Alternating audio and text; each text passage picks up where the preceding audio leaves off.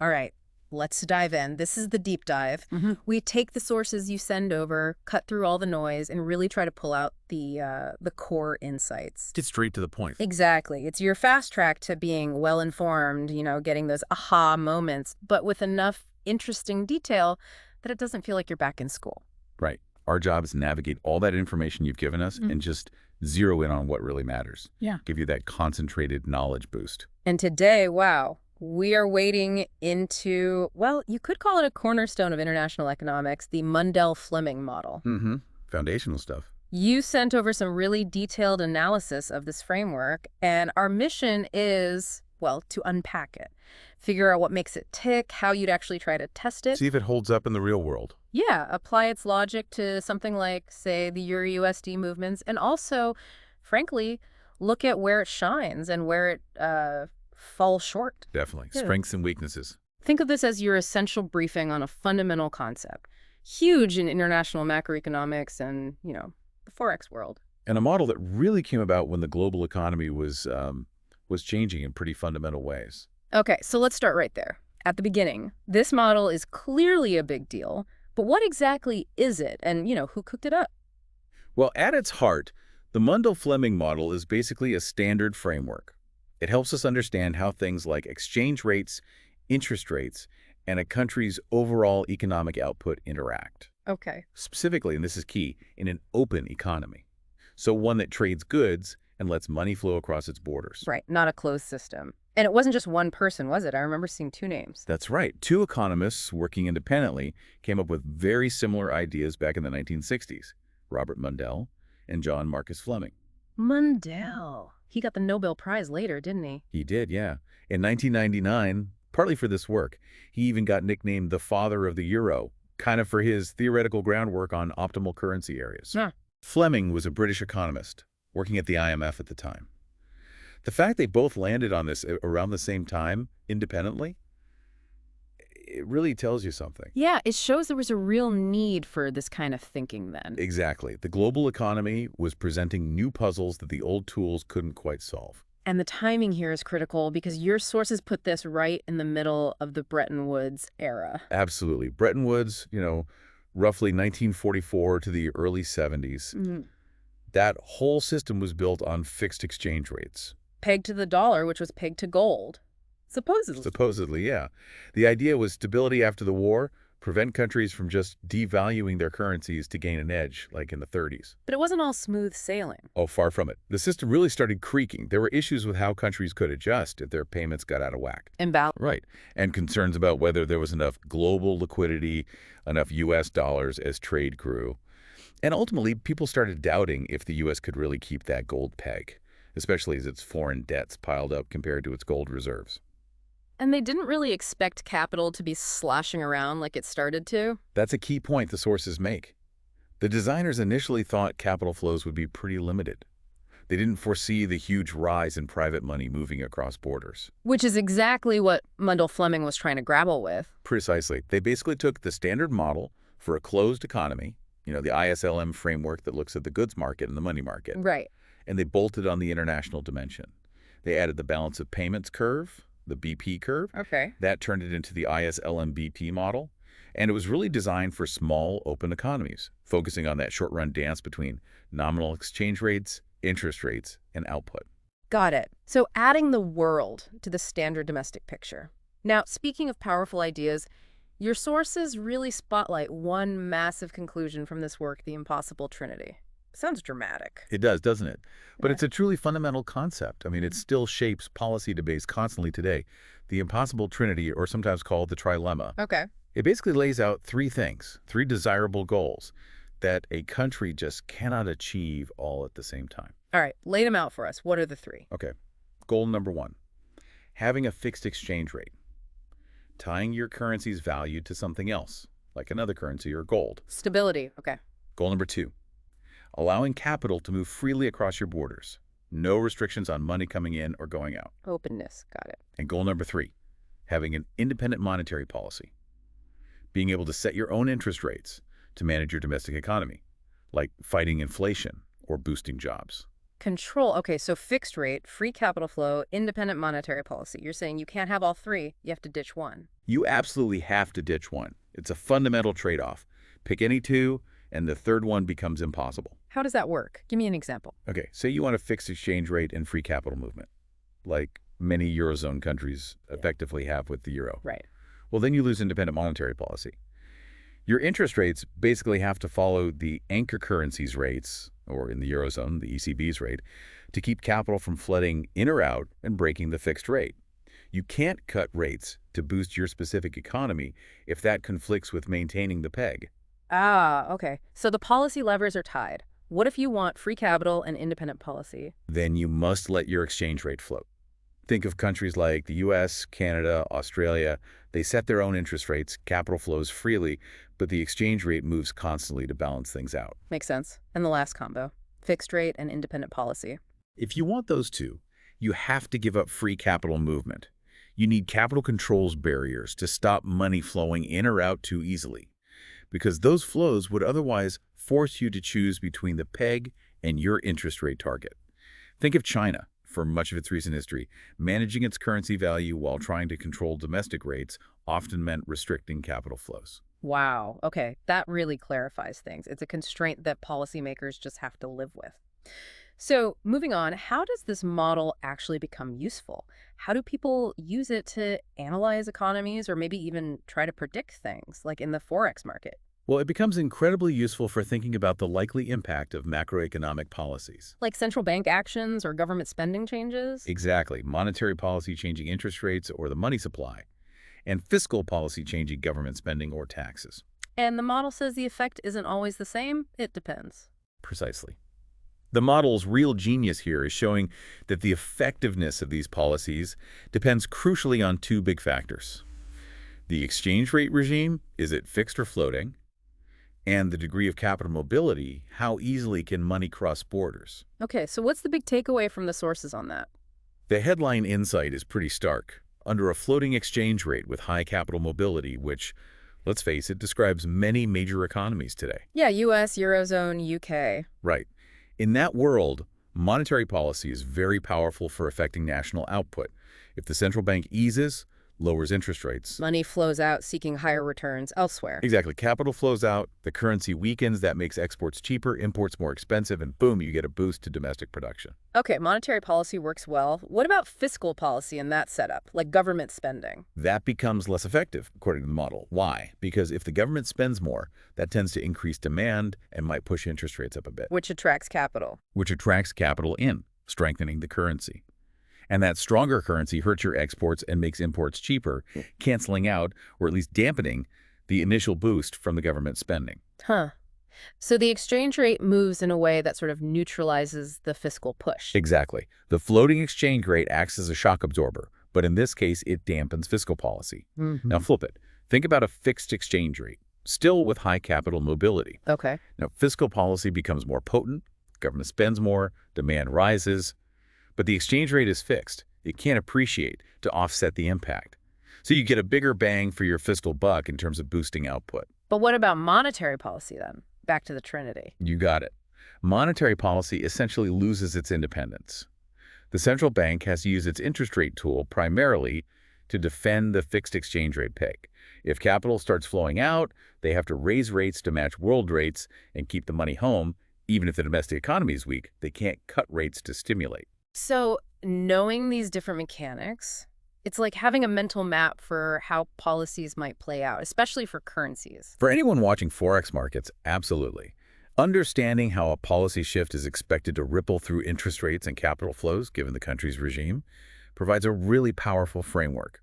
It helps you anticipate potential currency moves when you hear central bank announcements or news about government budgets. It helps explain those short-term reactions we see. Yes, it provides a story, a mechanism for how shocks or policy changes trigger adjustments across the key variables rates, output, the exchange rate, as the economy tries to find a new equilibrium point. It's focused on that initial response. And you mentioned it's kind of a stepping stone to more complex ideas. That's a really important role it plays. It serves as a bridge from the older, simpler closed economy models to the more sophisticated international macro frameworks developed later. And, its emphasis on capital flows, especially when mobility is high, Yeah. That was quite prescient. It really foreshadowed how financial factors, capital movements, would become increasingly dominant over traditional trade flows and driving currency values in our modern globalized world. Putting that BP curve in there really formalized the role of capital. Okay, fascinating. Let's get under the hood now. Like any model, it simplifies reality. What are the key simplifying assumptions Mundell-Fleming relies on, and what are the core components, the equations? Right. Every model makes trade-offs. Mundell-Fleming rests on a few really crucial assumptions. You need to understand these to see its limits. Okay, first one mentioned in the sources, the small open economy. What does that mean practically? It basically means the country we're analyzing is assumed to be too small to influence the rest of the world. Changes in its economy don't affect global interest rates or global income. The world interest rate, often called I star, is just taken as a given. So it can't really model the US or the Eurozone accurately on its own terms. Strictly speaking, no. It's a simplification. But it's useful for analyzing how smaller economies are impacted by global conditions without getting bogged down in complex feedback loops. It highlights dependence. Okay, next big one. Fixed or sticky prices in the short run. That sounds very Keynesian. It is. The idea is that wages and the prices of goods produced domestically are rigid. They don't adjust instantly, and there are unemployed resources, so if demand increases, output can go up without immediately sparking inflation. So it lets the model focus on output and jobs in the short term. Exactly. Yeah. But, and this is a major point your sources correctly emphasize, there's a bit of an internal contradiction here. How so? Well, how can domestic prices be fixed if the exchange rate, which is essentially the relative price of foreign goods in foreign currency, is flexible and changing? A weaker currency usually pushes up import prices, which should feed into domestic prices eventually. Ah, I see. The model ignores that potential inflation pass-through. Right. And by ignoring it, the model can sometimes overstate how effective monetary policy is at boosting real output, because it doesn't account for the offsetting effect of rising prices that would likely happen in reality. That does seem like a fundamental tension. What about expectations? How does it handle what people think will happen? The basic version assumes static exchange rate expectations. Simplest possible assumption. Everyone expects the exchange rate tomorrow to be exactly what it is today. That seems unrealistic for currency markets. Highly unrealistic. Expectations about future policy, future growth, future exchange rates. They are absolutely critical drivers in real-world forex trading. By assuming static expectations, the model makes capital flows depend only on the current interest rate gap. And that limits what it can explain. Hugely. It's why the basic Mundell-Fleming model famously cannot explain things like exchange rate overshooting, where a currency initially jumps way past its long-run value after a shock. Okay, and capital mobility, you said that's like a dial? Yes, capital mobility is a crucial parameter. The model can handle different levels. Perfect mobility means capital flows instantly to eliminate any interest rate difference from the world rate, adjusted for expectations if we relax that assumption. Imperfect mobility means there are some frictions or barriers, so higher domestic rates attract more capital, but not an infinite amount. No mobility means capital just doesn't cross borders. And the degree of mobility changes how policies work. Absolutely critical. As we saw, policy effectiveness under fixed versus floating rates depends heavily on whether capital mobility is high or low. And your sources rightly point out that measuring real-world capital mobility, which changes over time and differs between countries, is actually quite tricky. Okay, last piece, the balance of payments. Right, the BOP. This tracks all the money flowing in and out, and it's typically split into two main parts. The current account, which is mostly trade in goods and services, net exports, NX. Exports minus imports. Right. And the capital and financial account, which tracks flows of investments, capital flows, CF. For the economy to be in external equilibrium, the total balance of payments must sum to zero. So NX plus CF equals zero. And what drives those two parts? NX, net exports, usually depends negatively on your own income. If you earn more, you import more. Positively on foreign income. If they earn more, they buy more of your exports. And positively on the real exchange rate. A weaker currency makes your exports cheaper. CF, capital flows, in the basic model with static expectations, just depends on the difference between your interest rate I and the world interest rate I, and how sensitive flows are to that difference, which reflects capital mobility. Got it. Okay, assumptions laid out. Now, the actual mechanics, those three curves that have to intersect, IS, LM, and BP. Exactly. These represent equilibrium in the three key markets. First, the IS curve. That's for the goods market. It represents all the combinations of national income, Y, and the interest rate, I, for total spending equals total output. Spending equals production. Right. The equation is basically Y consumption, which depends on disposable income YT, plus investment, which depends negatively on the interest rate I, plus government spending G, plus net exports NX, which depends on Y, foreign income Y, and the exchange rate E.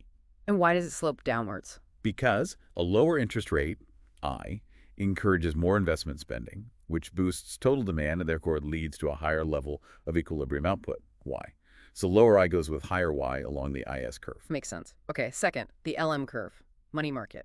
This shows the combinations of Y and I where the demand for real money balances equals the fixed real money supply, Yeah. MP. The equation is MPLIY, where L is money demand. And this one slopes upwards. Yes, because as income Y increases, people want to hold more money for transactions. With a fixed real money supply, MP is constant in the short run because M is set by the central bank and P is fixed by assumption. The interest rate I has to rise. A higher interest rate makes holding non-interest-bearing money less attractive compared to holding bonds, so it reduces the speculative demand for money, bringing total money demand back in line with the fixed supply. So higher Y needs higher I along the LM curve. Okay, goods market, money market. Now the international one, the BP curve. The balance of payments curve. This shows the combinations of Y and I where the external accounts are balanced, where the BBOP equals 0. So NX plus CF equals 0. And its slope depends on that capital mobility dial. Exactly. If capital mobility is perfect, the slightest difference between the domestic interest rate I and the world rate I triggers massive flows. To keep BBOP 0, I must equal I. So the BP curve is horizontal at the world interest rate. It's flat line. Flat line. But if capital mobility is imperfect, things are different. If income Y goes up, net exports, NX, tend to fall because imports rise. To keep the overall BBOP at 0, you need higher capital inflows, CF. That requires a higher domestic interest rate, I, to attract that foreign capital. So higher Y needs higher I to stay balanced externally. Right. Which means with imperfect capital mobility, the BP curve slopes upwards. The steeper the slope, the lower the capital mobility. Fascinating. So the model's overall equilibrium, the big picture solution, is where all three curves, IS, LM, and BP, cross. That's the spot. The unique point where the goods market, the money market, and the balance of payments are all simultaneously in equilibrium. That intersection determines the equilibrium levels of output, Y, the interest rate, I, and The exchange rate, if it's floating. exactly. Or if the exchange rate is fixed, that equilibrium point tells you the pressure on the central bank's foreign exchange reserves, whether they are gaining or losing reserves, to maintain the peg at that level of Y and I. Okay, wow. That's a lot of moving parts, but I think I get the structure. So we have the theory. Now, how do people actually try to, prove this or disprove it? How do you even run a back test on a model like Mundell-Fleming in the messy real world? Yeah, testing it empirically is definitely a major exercise. And step one is getting your hands on reliable data. Where do you get that kind of data? Your main sources are usually central banks. Like the Federal Reserve's FRG database in the U.S. is fantastic for things like GDP, rates, money supply, government spending, exchange rates. The international organizations are key. The IMF has its international financial statistics and World Economic Outlook, the World Bank, the OECD for its member countries, and commercial providers like Bloomberg or Refinitiv. And you need data on all those variables we just talked about, Y, I, M, G, E, N, X. Pretty much all of them. Real GDP for Y, various interest rates for I, measures of money supply for M, government spending for G, both nominal and real exchange rates for E, data on net exports for NX, and crucially, you need some way to measure capital flows, CF, or at least proxy for capital account openness, maybe using something like the Trinity index. That sounds like a serious data collection and cleaning job. Oh, it absolutely is. And the pre-processing, getting the data ready, is critical. You have to gather it all, figure out how to handle missing observations. Do you drop them? Do you estimate them? You often need to seasonally adjust macroeconomic data. Make sure everything's apples to apples frequency-wise. Exactly. Get everything onto the same timeline, maybe quarterly or monthly. You might need to construct variables like calculating interest rate differentials or real exchange rates from nominal rates and price indices. Then align everything perfectly by date. Yeah, you mess up the data prep. Your results are probably meaningless. Yeah. Garbage in, garbage out, right? Right. Okay, so data is clean, organized. How do you actually set up the test? What period do you look at? What methods do you use? Well, since Mundell-Fleming is fundamentally a short-run model, you'd typically use quarterly data, maybe monthly if available and reliable. The time period is important. Hmm. You want it to be long enough to cover different economic cycles, different policy regimes, maybe different periods of high and low capital mobility. So you might need data spanning several decades. And you have to figure out what the regime was back then, fixed, floating, how open. That's a key challenge. You have to try and classify historical periods based on official announcements, IMF classifications, or using those capital openness indices to gauge the level of mobility. Okay. And the actual testing techniques. How do you crunch the numbers? There are a few ways. You could do what's called historical simulation, basically. Plug in historical shocks or policy changes into the model and see if it predicts outcomes that roughly match what happened. Or you can use regression analysis. Trying to estimate those ISLM-BP curves? Yeah, either estimating the structural equations themselves or maybe estimating a reduced form equation that tries to link the outcome variable, like the exchange rate, directly to the policy variables and other determinants suggested by the model. Any other methods? More advanced techniques are often used, especially things like vector autoregression VAR or structural VA or SVAR. These are better at handling the fact that all these variables influence each other simultaneously. It's not just a one-way street. Right, causality runs in multiple directions. So how do you judge if the model passed the test? What are you looking for? You look at standard statistical measures. For forecasting, things like mean absolute error, MAE, or root mean squared error, or MSE, tell you how far off the predictions were on average. In regressions, you look at the R-squared, how much of the variation did the model explain? You look at whether the coefficients on the variables have the signs the model predicts. Like, does a higher interest rate differential actually correlate with currency appreciation? Uh-oh. And if they are statistically significant. Did it at least get the direction right? That's directional accuracy, another important metric. Even if the magnitude is off, did the model predict the currency would go up when it actually went up? Now, your sources flagged some pretty significant hurdles in actually testing this model effectively. Yes, there are definitely major challenges. One big one we touched on is accurately measuring capital mobility, especially how it changes dynamically over decades. Those indices help, but they're imperfect proxies. And that simultaneity issue sounds tricky. It is. Trying to disentangle cause and effect when everything affects everything else requires sophisticated econometric techniques like VAR or SVAR, and even then, there are debates about whether you've correctly identified the relationships. And maybe the biggest challenge loops back to those simplifying assumptions we discussed earlier. I think that's fair to say. Because the model assumes fixed prices and static expectations, things that are clearly not true in the real world. Yeah. Empirical tests might find that the model has pretty limited predictive power when it comes to forecasting actual day-to-day or month-to-month exchange rate movements. These are driven so much by news, changing expectations, risk appetite, things the basic model just ignores. So its real value might be more in the intuition it provides. Often, yes. Its strength might lie more in providing that qualitative understanding of the directional forces, how policies tend to push exchange rates under different regimes, rather than giving you precise numerical forecasts. Okay, let's try and make that intuition more concrete with the case study your sources brought up. The Euro USD exchange rate between roughly 2014 and 2016, that was a period of some really big moves. It really was. And it's a fantastic example because the defining characteristic of that period was a huge and very clear divergence in monetary policy between the U.S. Federal Reserve and the European Central Bank. Right. What was the situation in the U.S.? The Fed was. The U.S. economy was recovering more strongly from the financial crisis.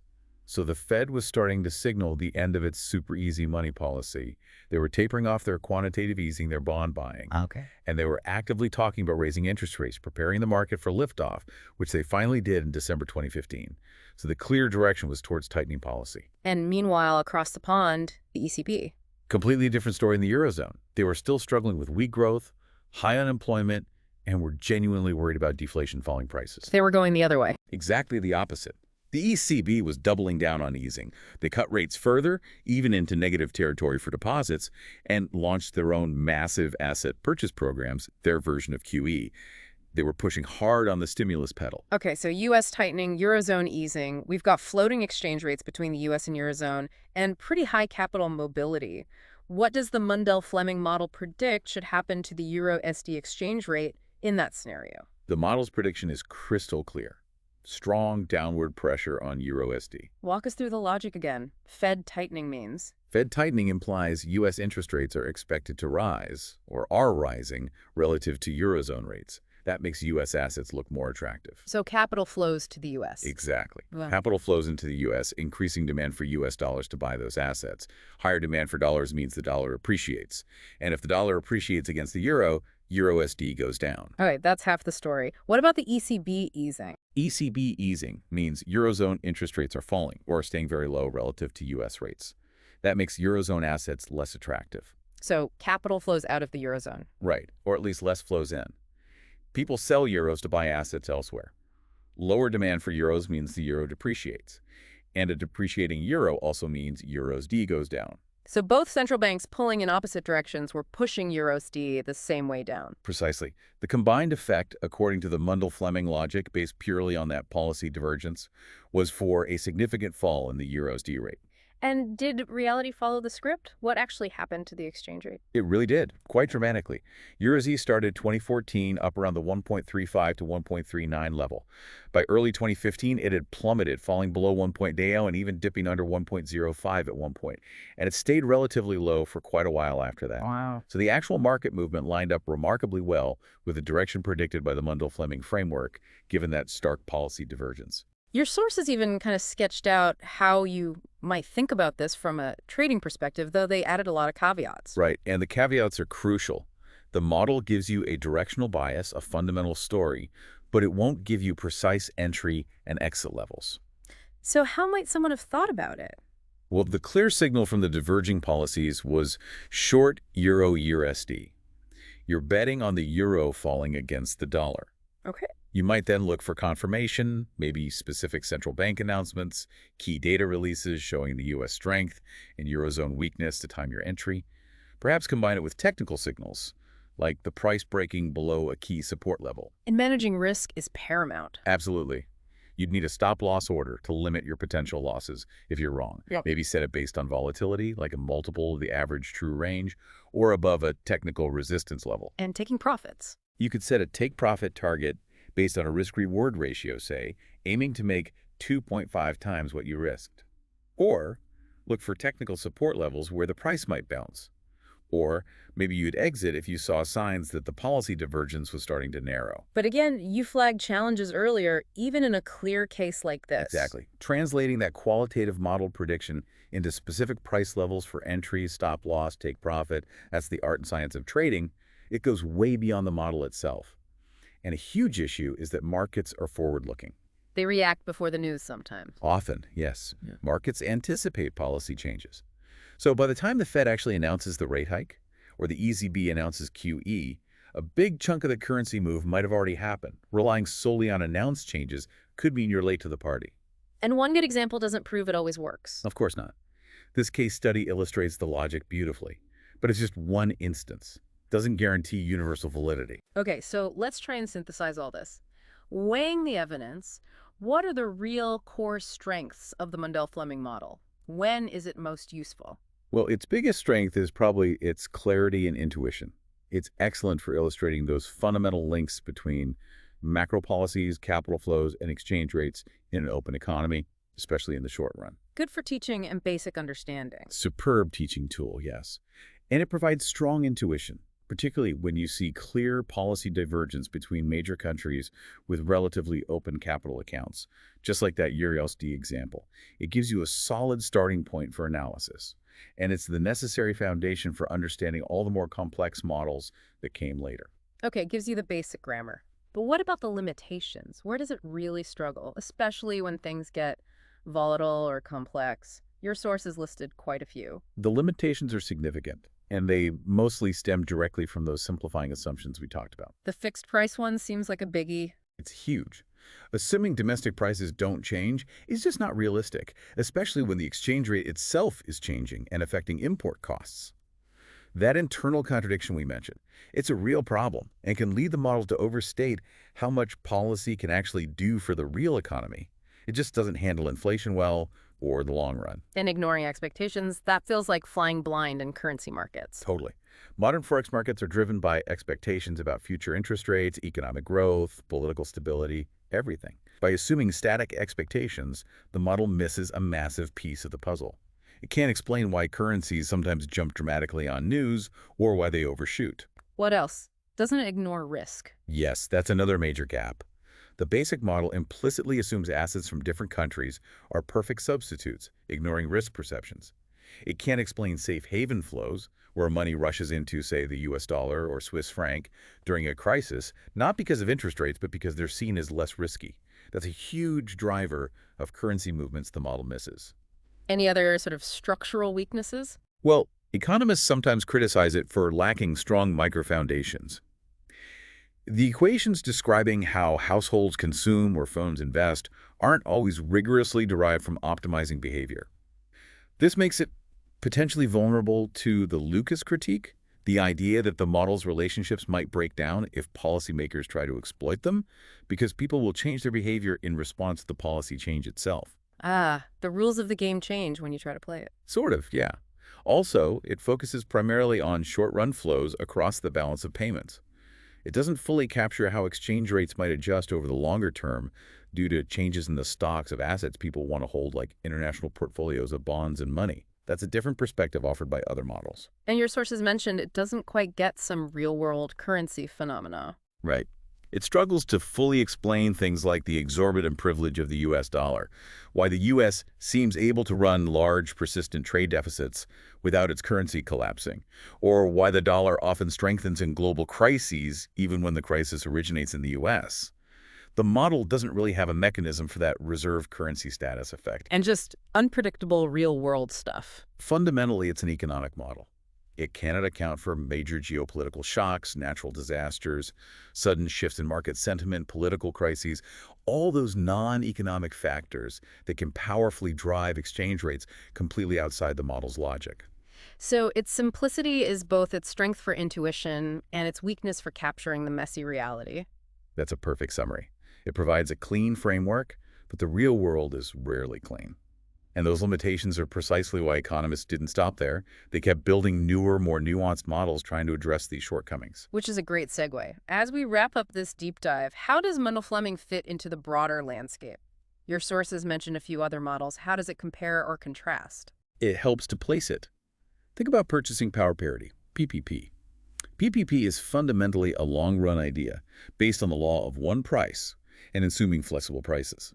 It suggests exchange rates should eventually adjust, so goods cost the same everywhere. Whereas Mundell-Fleming is short-run, fixed prices. Exactly.